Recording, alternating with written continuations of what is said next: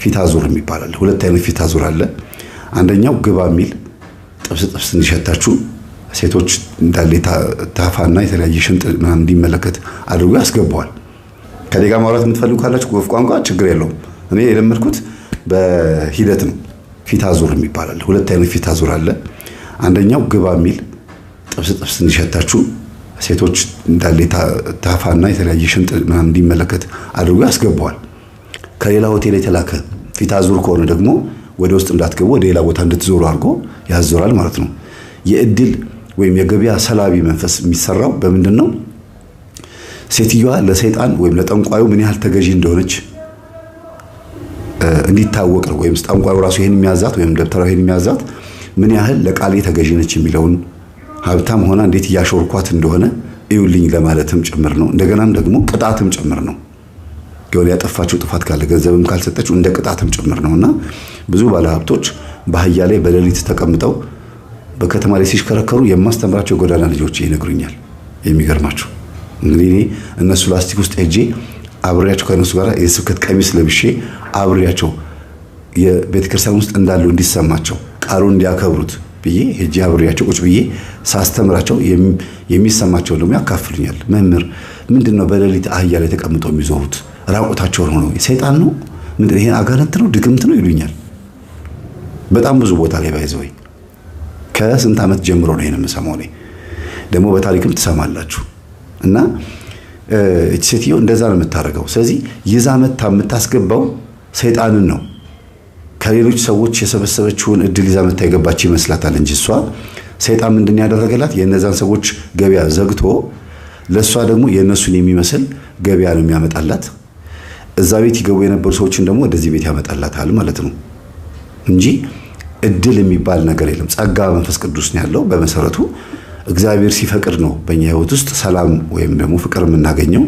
እግዚአብሔር ካልፈቀደና ህይወታችን ለሱ የማይመች ከሆነ በቃሉ ማን ሄድ ከሆነ ሰይጣን ይቀልበናል። የትኛው ሰይጣን? እንዲህ አይነቱ ሰይጣን ይቀልበናል። በትንቢተ ኢሳይያስ ምዕራፍ 65 ቁጥር 11 ላይ እድል ወይንም ጉድ ለሚባለው ጣዖት እያመለካችሁ እግዚአብሔርን አሳዝናችሁታል ይላል። ስለዚህ እድል የሚባል አናት የሚባል ራሱ ጣዖት አለ።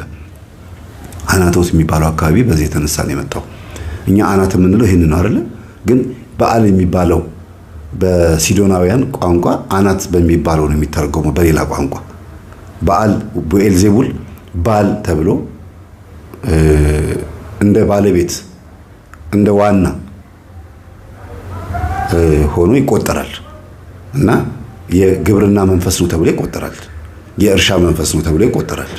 የልምላሜ ነው ይባላል። ለዚህ ነው ገጠር ክልል አካባቢ ላይ ከእህሎቻቸው ላይ ካበቀሉት ከአዝመራው ላይ የተወሰነ እህል አምጥተው የመገበሪያ ስንዴ ለደብተራ የሚሰጡት ይሄ በዓል የሚባለው መንፈስ ጠቋር ማለት ነው። በተዘዋዋሪ መንገድ መጥቶ እዛ ደብተራ ላይ ስላለበት ማለት ነው።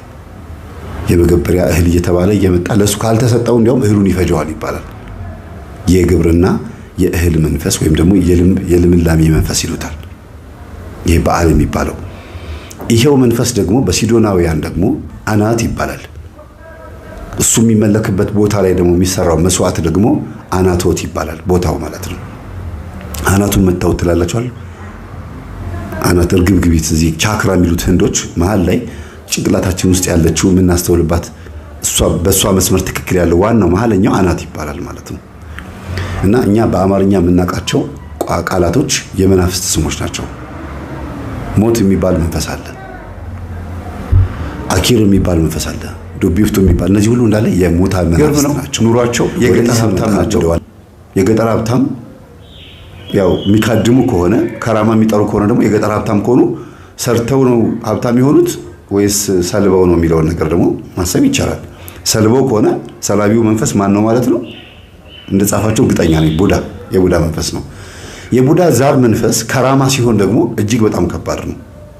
የቡዳ ዛር መንፈስ ከራማ ሲሆን ከራማ ማለት ነው ቤት ውስጥ የሚመለክ ቡና ተፈልቶ ዕቃ የሚጨፈርለት ከዘር የሚተላለፍ ከእናት ከአባት የሚመጣ ሲሆን ከባድ ነው። ከእናት ከአባት የመጣ ከሆነ ደግሞ እስከ ከ14 ትውልድ ወደዚህ 7 ትውልድ ወደዚህ የሚመጣ ከሆነ ደግሞ ይሄ መንፈስ በደንብ አስተውሉ። የሁሉም ቆነጃጅት አይን ላይ ደግሞ ይሄ መንፈስ ነግሷል ማለት ነው። በአይናቸው ያዩትን ጠብ ነው የሚያደርጉት። ለዝሙት ከተመኙ ዝሙት፣ ሀብት ንብረቱን ከተመኙ ለሀብት የሁሉም ቆነጃጅት አይን ላይ ደግሞ ይሄ መንፈስ ነግሷል ማለት ነው። በአይናቸው ያዩትን ጠብ ነው የሚያደርጉት። ለዝሙት ከተመኙ ዝሙት፣ ሀብት ንብረቱን ከተመኙ ለሀብት የተመኙትን ነገር እጃቸው ላይ ይሰጣቸዋል። ግን በዛ ገንዘብ እነሱና መንፈሱ ብቻ እንዲኖሩ ነው የሚፈልገው እንጂ ባል ወይም ሚስት እንዲያገቡ አይፈልግም። ወንዶቹ ሚስት እንዲያገቡ አይፈልግም፣ ሴቶቹ ባል እንዲያገቡ አይፈልግም። ሌላው ደግሞ ከቤተሰቦቻቸው ውስጥ እንግዲህ ነግሬያቸዋለሁ፣ ከዘሮቻቸው ውስጥ እሷ የተለየች ናት። በምን የምትለየው? ከዘሮቻቸው ውጪ ነው የምትኖረው። ያ ማለት ከዘሮቻቸው ውጪ ሰውን ያገባችው። እነሱ እርስ በርስ ነው የተጋቡት። ሌላ ሰው ማግባት ክልክል ነው በቤተሰቦቻቸው። ስማቸውን በጠቅስ የግል ስማቸውን ሳይሆን እንዲህ እርስ በርስ የሚጋቡ ሰዎች ስም መጠሪያ ያላቸው፣ የሚግባቡበት ቋንቋ የወፍ ቋንቋ አላቸው ምናምን ብዙ ነገር ባወራ በቃ በጣም ከባድ ነው። በጣም ከባድ ነዘውዝ ታውቃለች ነው ማለት ነው። እዝነዜ ተዘስስ ፋዛይዜ ነዘይዝ እኔ ተስፋዬ ነኝ ማለት ፈልጌ ነው። ቋንቋውን እኔ ራሱ እንኳን በመሃል ላይ ዘ እየተካውኝ ነው። ተስል ዘ ስል ደግሞ ዝ ፋ ስል ደግሞ ዛ የስል ዜ ተዘ ስዝ ፋዛ የዜ እንደዚህ ያሉ ቋንቋ የሚናገሩት። በደ ደግሞ ሲሰሩ በገ ሲሰሩ ተገስግ ፋጋየጌ ያሉ በፊደል ይሰሩታል። መግባቢያ ቋንቋ አላቸው እና እንደዚህ አይነት ቤተሰቦች ናቸው። ብቻ በአጠቃላይ ከሌጋ ማውራት የምትፈልጉ ካላችሁ ወፍ ቋንቋ ችግር የለውም። እኔ የለመድኩት በሂደት ነው። ምናልባትም ደግሞ በእንደዚህ አይነት ቋንቋ የሚያወሩ ሰዎች ቤተሰቦች በቡዳ ከበሏችሁ የእነሱን ቋንቋ ተናጋሪ የምትሆኑበትም አጋጣሚ አለ። ግን ይሄ በልምምድ የምታመጡ እናንተ ራሷን ብትለማመዱ ታመጡታላችሁ። የግድ አይደለም። ግን መቼም ተናግራችሁት የማታውቁትን ቋንቋ ድንገት ስትናገሩ ግራ ትጋባላችሁ። ይሄን ቋንቋ መልመድ ምን አስፈለገ ሲባል እኛ ሳይሆን እነሱ ማለት ነው። ለምንድን ነው ይሄን ቋንቋ የሚናገሩት ሲባል በሚስጥር በኮድ ለማውራት እንዲመቻቸው ነው። በቃ እንዲህ ሲያወሩ አንቺ ማለት ነው እና እንደዚህ ማብሩ ያወራሉ እና ሰው ግራ ይገባው ምንኛ ነው የሚያወሩት ይላል። በቃ መልእክቱ ተላልፏል። ኢቭን ወደ ወንዝ አካባቢ ልብስ ለማጠብ ስንሄድ አብረው ልብስ ለማጠብ የሚመጡ ሴቶች የሌላ ሰፈር ሴቶች ሲመጡ እኛ ቤተሰብ የምንግባባው በዚህ ቋንቋ ስለሆነ እነዚህ ጋኔኖች ነበር የሚሉን አለች ሲናገሩና እንደዛ ነው የሚቆጥሩት። ተመሳሳይ የሆነ ቋንቋ የሚናገሩ ሰዎች አንድ ላይ ነው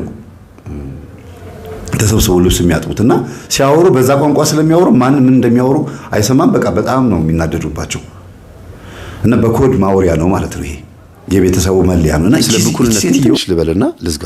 ምክር ቢጤ ማለት ነው። እንዳልኳችሁ የሚያባክን መንፈስ ብዙ አይነት መንፈስ አለ። ጊዜ የሚያባክን አለ፣ እድሜ የሚያባክን አለ፣ ገንዘብ የሚያባክን አለ። አሁን ከእድሜ እንምጣ። እድሜ የሚያባክነው ማለት አንዲት ሴት ሳታገባ ከእናትና አባቷ ጋር ተቀምጣ ይረፍድባታል። ሳትወልድ እንዲህ አድርገው የሚያስረፍድባቸው ወንዶችም ሆነው ከእናትና አባታቸው ጋር የሚቀመጡ አሉ፣ ሳያገቡ ሳይወልዱ የሚረፍድባቸው አሉ። ይሄ እድሜ ይባላል፣ የእድሜ ማርፈድ። ሌላው የእድሜ ማርፈድ የሚባል ንስሐ ሳይገቡ ዝም ብለው እንደዚህ ከንቱ እንደሆኑ በቃ እዚህም እዛም አይነት ኑሮ የሚኖሩ አሉ አይደል? እናትም ጋር የራሳቸው ላይፍ ጋር አመንዝራ ሆኖ ሲወጡ ሲያምራቸው ወጣ ብለው ሴተገላሪ ያገኛሉ። ቀመስ አድርጎ ይመጣል። ከዛ እናትና አባቱ ጋር ነው የሚያድረው። ይጠጣል። አመት በዓል ሲሆን አብሮ ከእናትና አባቱ ጋር ያከብራል። እናትና አባት ከልጅነት ጀምሮ ኖረው ሳር እየጎዘጎዙ ቡና እያፈሉ አመት በዓል ሲመጣ ዶሮ እያረዱ ኑሯቸው ኖሮ አርጅተዋል፣ ሄደዋል ማለት ነው። እሱም ግን አብሮ እያረጀ ነው እዛው ቤት ውስጥ የራሱን ላይፍ መኖር አልቻለም። ይሄ የሚያዘገይ መንፈስ ይባላል፣ ብኩን የሚያረግ መንፈስ። ሌላ ሁለተኛው ጊዜ ማነው? ጊዜን ያኛው እድሜ ነው። ጊዜን የሚያዘገይ ማለት ነው። የሚቀጥለው ወር ላይ ይሄን አረጋለሁ፣ እቁብ ሲደርሰኝ ይሄን አረጋለሁ ስትሉ እቁቡ ልክ ሲመጣ ህመም ይመጣል፣ ወይም ገንዘቡን ልታጠፉ የምትችሉበት ሌላ ነገር ይመጣባቸዋል። ደሞዙ ሲመጣ በ5 ቀን ውስጥ ብን ብሎ ይጠፋል። ይሄ ደሞዛችሁን በተመለከተ ጊዜን በተመለከተ የሚያባክነው መንፈስ በጣም በሌላ ጊዜ አንድ ወንድማችን ገጠመኝ ስላለው የሱን ገጠመኝ አምጥቼ ነግራቸዋለሁ። ባጭሩ ግን ጊዜያችሁን የሚያባክነው ምንድነው? ከወር እስከ ወር ደሞዝተኛ እንድትሆኑ እያደረገ ጃኬትም እንዳትቀይሩ ልብስም ጫማም ሳትቀይሩ ዝም ብሎ ጊዜያችሁን የሚያባክን። በፍቅርም ደረጃ አገባሻለሁ ብሎ ተስፋ የሚሰጥ ውጭ ሀገር ሆኖ ወይም ክፍለ ሀገርም ሆኖ ወይ ነው ቦታ ሆኖ አገባሻለሁ ተስፋ ይሰጣታል። እድሜዋን ጊዜዋን ያባክናል። እሷም አገባሃለሁ ብላ ወይም ደግሞ ከተጋቡ በኋላም ራሱ ልጅ እንወልዳለን ቆይ እንዳትወልጂ እያለ በመድኃኒት ያዡ እያለ ልጅ እንዳይወልዱ ጊዜ የሚያባክን መንፈስም አለ። ይሄ ራሱ ብኩን መንፈስ ይባላል። ሌላው ደግሞ በስራ ጉዳይ ላይ ውጤታማ የሆነ ስራ ይሰራሉ። ለድርጅቱ ትርፋማ የሆኑ ሰዎች ናቸው። ወይም ደግሞ ድርጅቱ ትርፋማ እንዲሆን ሐሳብ በማፍለቅና ስብሰባ ላይ ጥሩ አይዲያ በማምጣት ፕላትፎርሞችን በመስራት የተለያዩ ነገሮችን በማድረግ ውጤታማ ሊያደርጉ የሚችሉ ሰዎች ሆነው ግን አይሸለሙም። ስራ አይሰጣቸውም ወይም ገንዘብ እድገት አይሰጣቸውም። ዝም ብሎ በቃ እንደዚሁ ከንቱ የሆነ ተስፋ ይዘው ቁጭ የሚሉ አሉ። አንድ ደሞዛቸውን ብቻ እየጠበቁ ጎበዝ መባልን ብቻ ይዘው እሱ እኮ ምርጥ ሰራተኛ ነው፣ አሪፍ ታማኝ ሰራተኛችን ነው ብቻ ተብሎ የሚቀመጥ ሴትም ወንድም አሉ። ብኩን ያደርጋቸዋል። አይዲያቸውን ይሰጣሉ፣ ግን ምላሽ የለውም። የወጡት የለፉበትን ያክል አይሰጣቸውም። ይሄም አለ። እኔ እኮ በቃ እዚህ ቦታ መቀመጥ አይገባኝም ነበር፣ እኮ ስንት ስራ መስራት ነበረብኝ፣ ለምንድነው እዚህ ቦታ ላይ ተቀጥሬ ቁጭ ያልኩት? ግን ለምንድነው እንደዚህ ተወተፍኩት? እንዴ ስንቱ እኮ እየወጣ እኮ በአቋራጭ መንገድ እኮ እያተረፈ ነው፣ እንደው ቢያንስ ተፍ ብዬ እንኳን አልሰራም እንዴ ምናምን ብለው በቃ ያስቡታል። ግን ቁጭ ይላል፣ ታስረዋል። ከወጣው ደግሞ ቤት ውስጥ ኢኮኖሚካሊ ይናጋሉ። ማየ ምን ትበላችሁ? ባለቤቴ ልጆቹ ምን ይሻላል ይላል። ወጥቶ መስራት እንደሚችል አይምሮን ያውቀዋል፣ ያምነዋል። ደግሞ በጣም ክሬቲቭ የሆነ አይምሮ እንዳለው ታውቃለች። ጎበዝ ወጥቼ እኮ ነው የሆነ ቦታ ላይ እኮ ጠጋ ብዬ ቡና ቢሸጥ ወይ የሆነ ነገር ባደርግ ትርፋማ እሆናለሁ ትላለች። ግን ታስራ ተቀምጣለች። ምን ሲባል የሆነ የተበተባት ነገር አለ። ጊዜን የሚያባክን ማለት ይሄ ነው። ከንቱ የሚያደርግ ብኩን የሚያደርግ ማለት ይሄ ነው። ትውጣ ማለት አይደለም፣ አትውጣ ማለትም አይደለም። ግን የምታምኑበት በጣም ስኬታማ የምትሆኑ ከተሰማችሁ ወጥታችሁ አንዴ ቼክ ማድረግ ነው። አንዴ ወጥቶ መሞከር በቃ ካልተሳካ እንኳንም ሞከርኩት ችግር የለውም በቃ የሚሳካ መስሎኝ ነበረ ሞከርኩት አልሆነም እመለሳለሁ። በሙያችሁ ስለምታምኑበት ትቀጠራላችሁ ድጋሚ።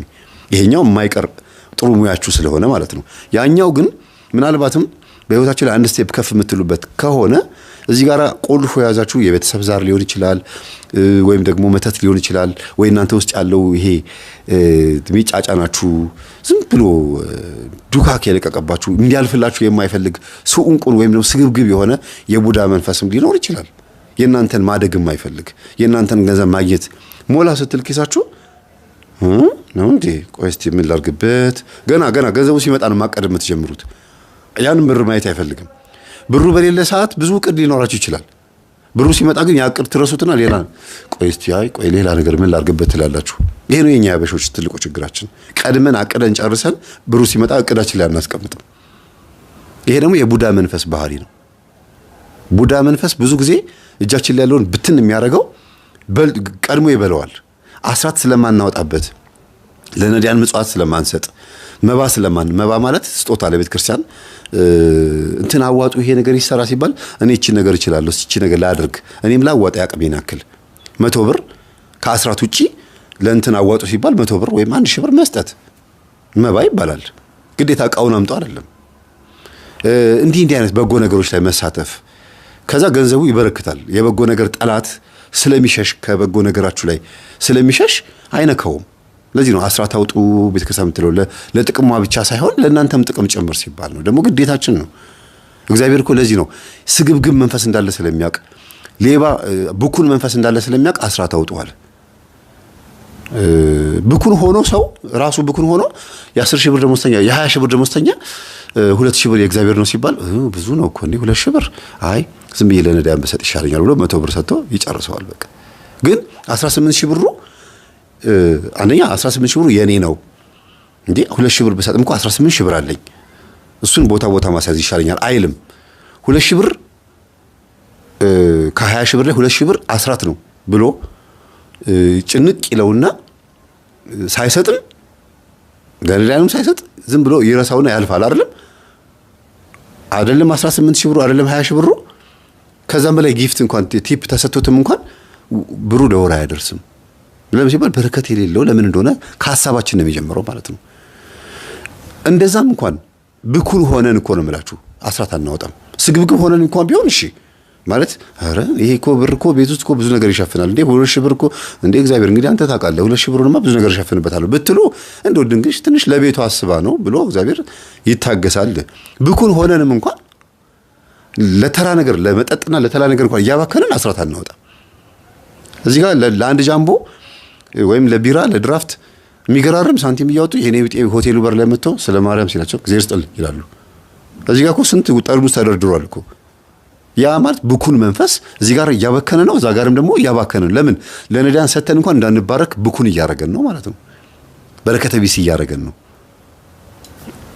አንድ ወንድማችን ታሪክ አለ በሱ ጉዳይ ላይ ስለ ብኩንነት ሌላ ጊዜ በደንብ እንመጣበት። ከዚህ በተለየ ብዙ ነገር የምናወራበት ጊዜ ይመጣል።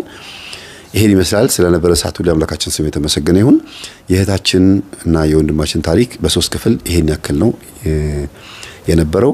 አመሰግናለሁ ስላዳመጣችሁን፣ ስለነበራችሁ ጊዜ ጥሩ እንደሆነ ተስፋ አረጋለሁ።